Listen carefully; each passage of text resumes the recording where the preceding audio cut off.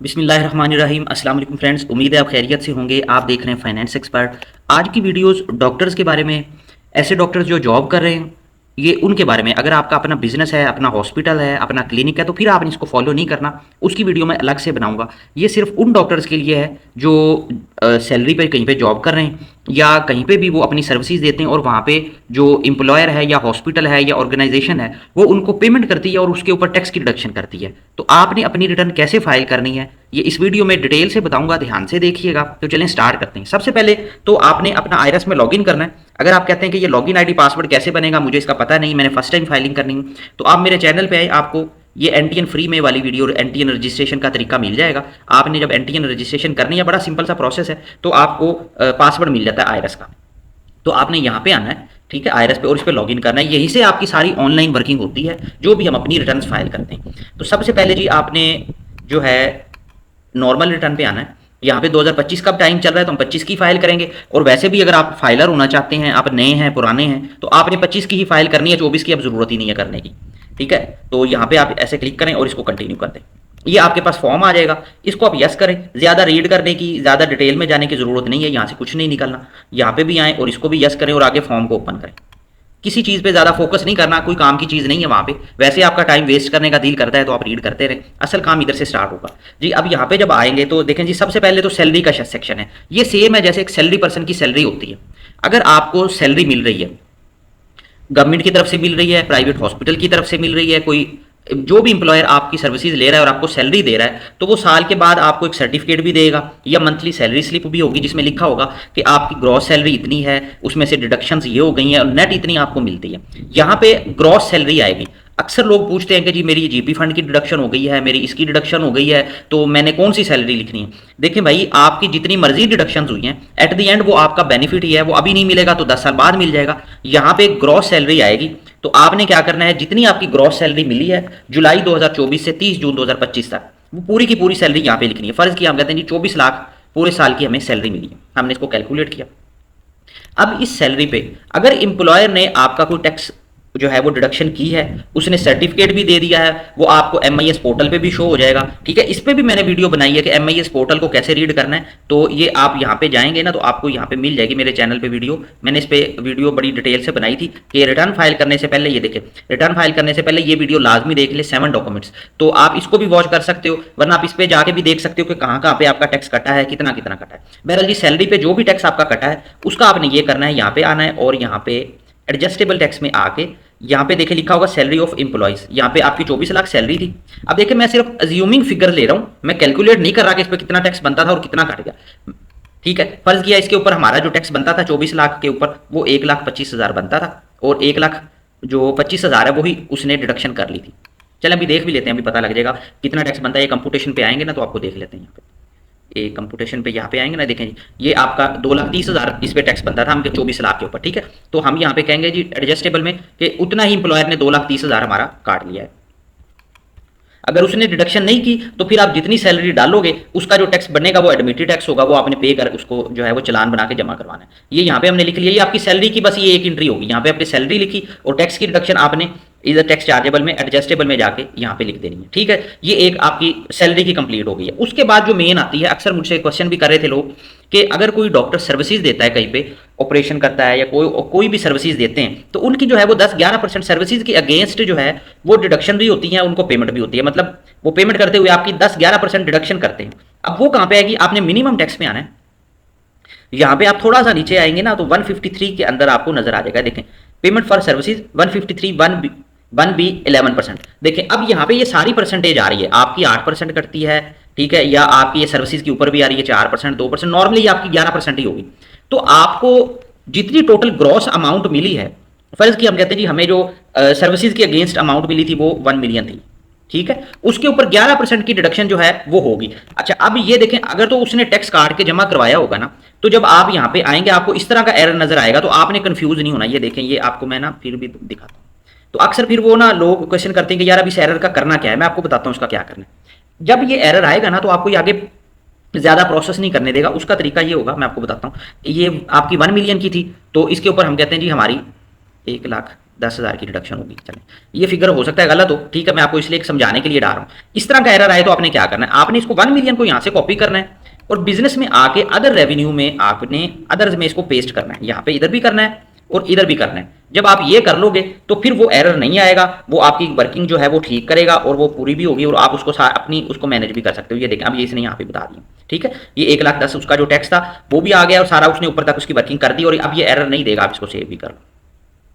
ये 2 एंट्रीज हैं। अब इसका अगला इफेक्ट क्या होगा, ये जो आपकी जिसके ऊपर 11% टैक्स कट गया है ना, अब ये आपकी फाइनल टैक्स की इनकम है, ठीक है, इसको आपने बिजनेस में अदर में शो करना होता है। अब आप कंप्यूटेशन पे आएंगे तो आपको पता लग जाएगा कि पूरे साल में टोटल अर्निंग आपकी कितनी हुई, इनफ्लो कितना था आपका।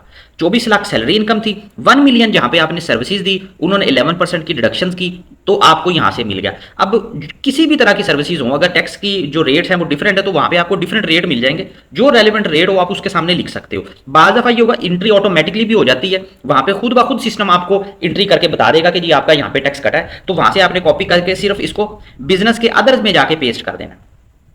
ये जो सैलरी इनकम होती है ये आपकी नॉर्मल टैक्सेबल होती है, इसको हमने वेल्थ स्टेटमेंट में आना है और यहाँ पे नॉर्मल में इसको अपने पेस्ट कर देना। और ये जो 1 मिलियन की अमाउंट थी जिसके ऊपर आपकी 11% डिडक्शन हुई थी वो आपकी फाइनल टैक्स में आती है, उसको आपने यहाँ पे सब्जेक्ट टू फाइनल टैक्स में पेस्ट करना है। ये आपकी वेल्थ स्टेटमेंट की सारी एंट्रीज जो थी ना, रिटर्न से वेल्थ में आपने लेके आनी थी, ये आपने सारी कंप्लीट कर ली, ठीक है, इसको सेव करते रहे आप। उसके बाद आपने क्या करना है, पर्सनल एक्सपेंस में आना है। पर्सनल एक्सपेंस में देखिए 1 बाय 1 आपको कुछ भी करने की जरूरत नहीं है, ना ही आपने घर के बिल संभाल के रखने, सिर्फ ये एंट्री करें। डोनेशन ज़कात में आपने को जितना डालना है, को 2 लाख इसमें डाल दिया, फर्ज किया। अब मैं कहता हूँ एक्चुअल एक्सपेंस मेरे 15 लाख थे, आप यहाँ पे 10 लाख डाल दें। एक्सपेंस को मेरा मशवरा ये है कि लोअर साइड पे रखें। अगर एक्चुअल एक्सपेंस 30 लाख है तो 20 लाख डालें, 10 लाख अपने कैश में जमा रखें, ये कल को काम आएगा। डालने को आप 35 लाख भी डाल दें, कोई एतराज नहीं मुझे, लेकिन आपकी वाइट मनी आहिस्ता आहिस्ता कम होती रहेगी, आपको पता भी नहीं लगेगा। तो जी ये एक्सपेंस आपने यहाँ पे डाल दिया, 1 बाय 1 किसी अलग-अलग डालने की जरूरत नहीं है, ये ओवरऑल एक भी फिगर आप डाल सकते हो, वो सब में अकाउंट फॉर होगी। पर्सनल एक्सपेंस के बाद आपकी बारी आ जाती है जी पर्सनल एसेट्स और लायबिलिटीज की। अब देखें, अगर तो आप पहले से फाइलिंग कर रहे हो ना तो ये डाटा ऑटोमेटिकली कुछ फील होगा। जो प्रॉपर्टीज पहले से आ रही होंगी, ऐड होंगी, वो इधर आ रही होंगी पिछली प्रॉपर्टीज, ठीक है, बैंक अकाउंट्स आ रहे होंगे। अगर फर्स्ट टाइम आप फाइल कर रहे हो तो ये इसी तरह ब्लैंक होगी। अब जो प्रॉपर्टी पिछले साल थी वो अब भी है और 30 जून वाले दिन 2025 तक सेल नहीं हुई तो वो एज इट इज आएगी, उसको आपने डिलीट नहीं करना।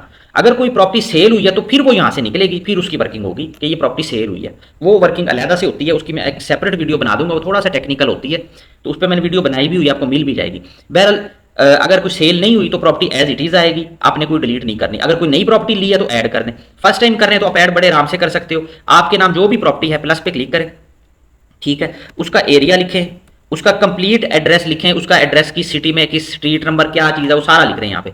जितने की आपने ली है उसकी यहाँ पे वैल्यू डाल दें, जो डॉक्यूमेंट पे वैल्यू है आप वो वैल्यू डालें जी। यहाँ पे प्रॉपर्टी आपने डाल दी।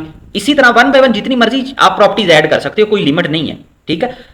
अब नीचे आ जाएं, ये इन्वेस्टमेंट्स आपके बैंक अकाउंट्स, स्टॉक मार्केट की इन्वेस्टमेंट, प्राइस बोर्ड, ये सब यहाँ पे आएंगे। अगर पिछले साल भी की थी तो आपके अकाउंट आ रहे होंगे, आपने सिर्फ 30 जून 2025 के बैलेंस को अपडेट करना है। आप फर्स्ट टाइम कर रहे हो तो अकाउंट नंबर आप अपने ऐड कर दें, यहाँ पे बैंक का नाम लिखे, चाहे IBN नंबर लिख दें, पूरा अकाउंट नंबर लिख दें, इसको सबमिट करेंगे, वो यहाँ पे एक रो ऐड कर देगा और 30 जून का जो आपने बैलेंस है वो यहाँ पे आप लिख सकते हो, इसको कैलकुलेट कर दें।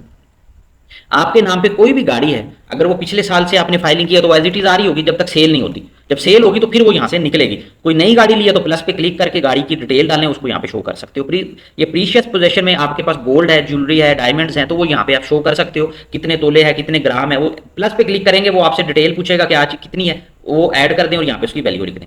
हाउस होल्ड इफेक्ट में घर की चीज़ों की वैल्यू होती है, जूते, कपड़े, फर्नीचर, इलेक्ट्रिकल अप्लायंसेज जो घर में यूज होते हैं, इन सब की एक आपने ना एस्टिमेटेड वैल्यू देनी होती है। फर्ज की हम कहते हैं जी 4 मिलियन के अप्रॉक्सीमेटली घर में एसेट्स हैं। अगर पिछले साल भी आपने डाले थे तो वो एज इट इज आ जाएंगे, आपने इंक्रीज करना है तो इंक्रीज कर दे, वरना एज इट इज चलने दें। पर्सनल आइटम में नॉर्मली आपके मोबाइल फोन, लैपटॉप्स, ऐसी चीज़ें आ जाती हैं, तो वो आप जितनी डालना चाहें आप डाल सकते हो। अच्छा, कैश इन हैंड की फिगर जो होती है ना, देखिए ये थोड़ा सा टेक्निकल होती है। अगर तो आप फर्स्ट टाइम फाइल कर रहे हो, सारी चीज़ें ब्लैंक है, तो कैश इन हैंड डाल लें। अगर आपके पास बिल्कुल भी कैश 30 जून 2025 को नहीं था, कैश का मतलब ये कि आपने किसी को उधार दिया हुआ था, आपको पता है वापस आ जाएगा, आपने कोई कमेटी डाली हुई थी, आपको पता है वो वापस आएगी, ठीक है, वो कैश में ही है। यहाँ पे उसको ये नहीं शो करना कि मैंने उसको दे दिया, मैंने इससे लेना उससे लेना, ये नहीं करना, उसको अपने कैश में रखना है। आपने किसी को एडवांस पेमेंट की हुई है किसी प्रॉपर्टी की, अभी वो आपके नाम नहीं ट्रांसफर हुई, उसको यहाँ पे कैश में ही रहने दें, ठीक है। उसको अभी प्रॉपर्टी ना शो करे, जब आपके नाम आएगी तो यहाँ से कैश खत्म करके वो प्रॉपर्टी शो हो जाएगी। तो कैश को इस तरह से यूज करना है। कोई बिल्कुल कैश नहीं है तो भी 2-4 लाख 5 लाख अपने पास रखें। अगर एक्चुअल में कोई 20-25 लाख कैश है तो यहाँ पे कैश 30-35 लाख रखें, थोड़ा सा फ्लेक्सिबल बढ़ा के रखें। अब हम अज्यूम करते हैं कि जी हम फर्स्ट टाइम नहीं कर रहे थे, तो यहाँ पे एक दफा अगर फर्स्ट टाइम आप नहीं कर रहे थे, पिछले साल भी की थी, तो जो भी कैश की अमाउंट आ रही हो एक दफा इसको जीरो रख दें, ब्लैंक कर दें, ताकि उसको हम बैलेंस कर सकें। इसको फिर हम बैलेंस करते हैं। देखिए अब ये आपकी सारी वर्किंग हो गई है। अब यहाँ पे जो ये डिफरेंस आ रहा है ना, अनरिकनसाइल अमाउंट, जब आप फर्स्ट टाइम फाइल करोगे तो ये पॉजिटिव में ही आएगी, नेगेटिव में नहीं आएगी। ठीक है, जो पॉजिटिव की अमाउंट हो इसको यहाँ से कॉपी करें और यहाँ पे इसको पेस्ट कर दें। पेस्ट करेंगे तो इसको कैलकुलेट करें तो ये अमाउंट अनरिकनसाइल जीरो हो जाएगी। ठीक है, ये फर्स्ट टाइम ऐसे होगा, पॉजिटिव में डिफरेंस आएगा। अगर आपने पिछले साल भी की थी तो फिर ये पॉजिटिव में नहीं आनी चाहिए, ये नेगेटिव में आनी चाहिए। जब ये नेगेटिव में आएगी तो फिर आपने क्या करना है, जो भी नेगेटिव की अमाउंट हो, ठीक है, उसका मैं बताता हूँ आपको। जैसे यहाँ पे जो ये अमाउंट ऑटोमेटिकली प्रीवियस ईयर से आ रही होगी, ये चेंज नहीं होगी। ठीक है, इसको आप चेंज करना भी चाहोगे तो चेंज नहीं होगी अगर आपने पिछले साल भी फाइल की होगी। ठीक है, तो यहाँ पे जो अमाउंट आपकी आ रही होगी ना, वो नेगेटिव में डिफरेंस आपका आना चाहिए। यहाँ पे जो नेगेटिव में डिफरेंस आएगा वो कैसे आएगा ये मैं आपको बताता हूँ। ये देखें, अभी मैं एक्सपेंस को थोड़ा सा कम करूंगा तो यहाँ पे नेगेटिव में डिफरेंस आ जाएगा। जो नेगेटिव में डिफरेंस आएगा उसका आपने क्या करना है, थोड़ा सा और कम करना पड़ेगा। ये मैं सिर्फ आपको समझाने के लिए कंसेप्ट क्लियर कर रहा हूँ, ताकि आपको पता लग जाए कि अगर प्लस आता है पॉजिटिव नेगेटिव तो उसको कैसे ट्रीट करना है। ये अगर नेगेटिव में ही आपकी आनी चाहिए, पॉजिटिव में नहीं आनी चाहिए। अगर पॉजिटिव में आ रही है तो इसका मतलब आपने कहीं जो है ना वो गलती की है।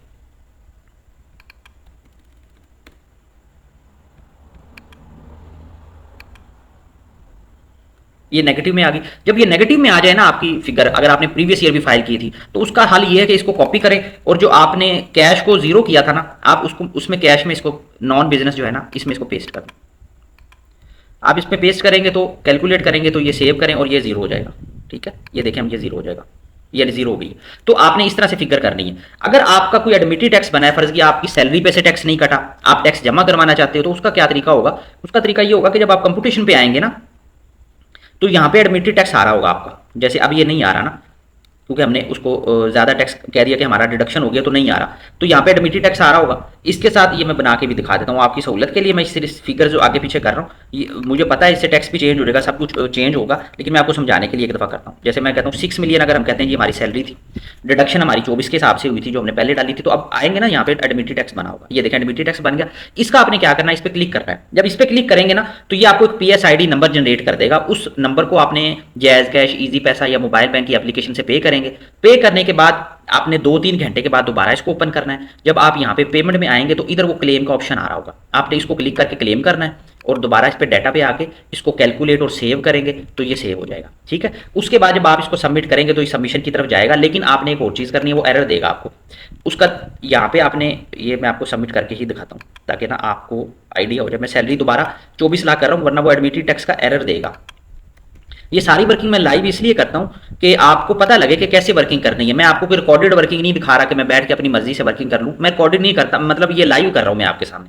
अब ये देखें, मैं इसको सबमिट करूंगा ना, ये मुझे जो जो एरर देगा मैं उसको एड्रेस करूंगा। जब तक ये पिन का ऑप्शन नहीं, जब इसने पिन का ऑप्शन दे दिया तो इसका मतलब अब ये सबमिट कर लेगा, लेकिन अब ये एरर देगा। ठीक है, अब ये एरर क्या देगा मैं बताता हूँ। ये देखें, मैं इसको सबमिट करता हूँ। ये कहता है, ये आपको एरर देगा, 1 बिजनेस सेक्टर ऑन एट्रीब्यूट। क्या करना है, ये एक बिजनेस सेलेक्ट करें, यहाँ पे आना है आपने। यहाँ पे कोई आपने ज्यादा साइंस नहीं लगानी, सिर्फ अदर लिखें और यहाँ पे आपने अदर में रिटेलर अदर सर्विसेज कर दे। बस कुछ नहीं करना, कोई नहीं सोचना कि जी मैं तो ये करूंगा मैं वो करूंगा, ये सिर्फ एक फॉर्मेलिटी है, इसका कोई पर्पज नहीं है। सेव करें इसको, अभी सबमिट करें, अभी फिर ये एरर देगा। ये देखें अब एरर दे रहा है ना, टोटल एसेट्स वाला। आपने क्या करना है, डाटा में आना है, यहाँ पे बिजनेस में आना है और बिजनेस में ये जो एसेट्स और लायबिलिटी ना, यहाँ पे आपने इधर भी जीरो कर देना है और इधर भी जीरो करके इसको कैलकुलेट कर दें। अब ये आपको इंशाल्लाह एरर नहीं देगा। अभी आपको कहेगा जी सबमिट करने के लिए पिन डाल दें। ये सेव होगी, इसको सेव करके अब मैं सबमिट करता हूँ। ये देखें, अब उसने पिन का कह दिया, इट मींस कि अब आपकी रिटर्न जो है वो बिल्कुल फाइनल हो गई है और आप इसको सबमिट कर सकते हो। तो ये सारा प्रोसेस होता है। सिर्फ एक चीज़ इसमें आपको मैं बता देता हूँ जी, अगर आपके पास पाकिस्तान में प्रॉपर्टीज़ हैं, जो प्रॉपर्टीज़ यहाँ पे आ रही होंगी, वो आपने कैपिटल एसेट्स में भी शो करनी है। यहाँ पे सेम, उसमें कोई मतलब रॉकेट साइंस नहीं है। रेजिडेंशियल प्रॉपर्टी है तो इधर आए, ठीक है, इस पे मेजरमेंट पे बताएं, मरला है, कनाल है, जो भी उसका एरिया वो यहाँ पे लिखें, एड्रेस इधर लिखें, किस सिटी में है, कहाँ पे है वो यहाँ पे लिखें, उसको एग्जाम्प्ट करना है, यस करें। रीजन क्या जी, मैं कौन सी सिलेक्ट करूँ, कोई भी नहीं करनी, तो सिर्फ ये हर प्रॉपर्टी में ये रीजन सेलेक्ट कर लें, person excluded by federal government. अब अगर ये प्रॉपर्टी कंस्ट्रक्टेड है तो यस करें, बता दें कितने एरिया मरला कंस्ट्रक्टेड है। कंस्ट्रक्टेड नहीं है तो इसको नो कर दें। सबमिट पे क्लिक करेंगे तो यहाँ पे रो ऐड हो जाएगी और इसके में आपने दोनों जगह पे वैल्यू डालनी है। इस बॉक्स में भी, इस बॉक्स में भी कौन सी वैल्यू डालनी है? जो वैल्यू वेल्थ स्टेटमेंट में प्रॉपर्टी की आपने लिखी हुई है वो आपने वैल्यू डालनी है। ये 7E की वर्किंग होती है आपकी, सिंपल ये वर्किंग ऐसे ही करनी है आपने। इसमें एड्रेस आपने कंप्लीट डालना है 7E की वर्किंग में। तो मैंने कोशिश की है कि सारी चीज़ें मैं आपको बता दूं, लेकिन बाज़ दफ़ा हर बंदे का केस डिफरेंट होता है, मैं अब हर एक को तो एड्रेस नहीं कर सकता। मेरी कोशिश है कि एक जनरल जो आपका ग्रुप है एटलीस्ट उनके मोस्टली पॉइंट्स मैं यहाँ पे डिस्कस करता हूँ, वो मैंने कर दी हैं। फिर भी आपका कोई क्वेश्चन हो आप कमेंट में मुझसे पूछ सकते हो। अगर आपने हमारी सर्विसेज लेनी है तो ये ऊपर मैंने नंबर दिया हुआ है, आप रब्ता कर सकते हो। किसी और टॉपिक पे आपको वीडियो चाहिए तो प्लीज़ मुझे कमेंट में ज़रूर बताइएगा। अपना बहुत ज़्यादा ख्याल रखिएगा। वीडियो अच्छी लगे तो उसको लाइक और शेयर ज़रूर कीजिएगा। Thank you. अल्लाह हाफिज़।